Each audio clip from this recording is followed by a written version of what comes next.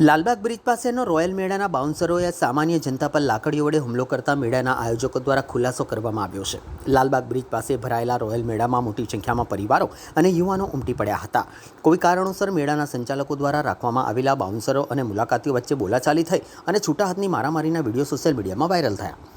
જેને કારણે રોયલ મેળાના આયોજકો અને સિક્યુરિટીમાં કામ કરતી મહિલા દ્વારા ખુલાસો કરવામાં આવ્યો હતો કે 20થી 25 લોકોએ અભદ્ર વર્તન શરૂ કર્યું, જેને રોકવા માટે તેઓ દ્વારા ગાળાગાળી ચાલુ કરી અને ટોળામાં આવેલા કેટલાક લોકોએ મહિલા સાથે ઝપાઝપી કરી। મહિલા સાથે ઝપાઝપી કરતા ત્યાં ઊભેલા બાઉન્સરો દ્વારા મામલો શાંત પાડવાના પ્રયત્ન કરવામાં આવ્યા, પરંતુ 20થી 25 લોકો દ્વારા તેઓ પર હુમલો કરવામાં આવ્યો હતો અને બાઉન્સરો દ્વારા પોતાનો બચાવને લઈને સામે હાથાપાઈ કરી હતી,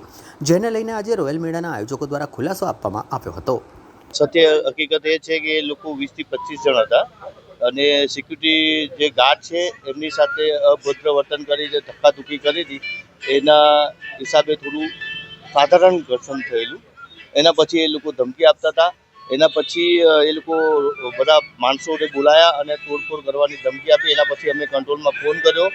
કંટ્રોલની પોલીસ આવી અને અમે પોલીસને જાણ કરીને પછી અહીંયા પોલીસ સ્ટેશન આવેલા અને કોઈ સાધારણ બોલાચાલી હતી, પણ એ લોકો વધારે પડતા માણસો બોલાવીને કંઈ ધમકી આપતા હતા કે ભાઈ અમે મેળો આમ કરી દઈશું, સળગાવી દઈશું, આવજો। એટલે અમે ગભરાઈને 112માં ફોન કરી પોલીસને જાણ કરેલી અને આના સીસી કેમેરામાં ફૂટેજ બી અમે પોલીસને છે ને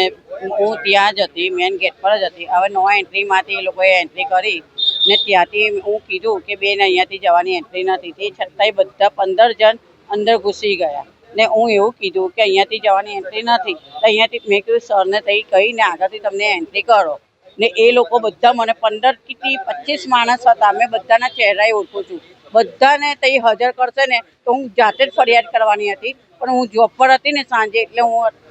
નિર્ણય ના લઈ શકી।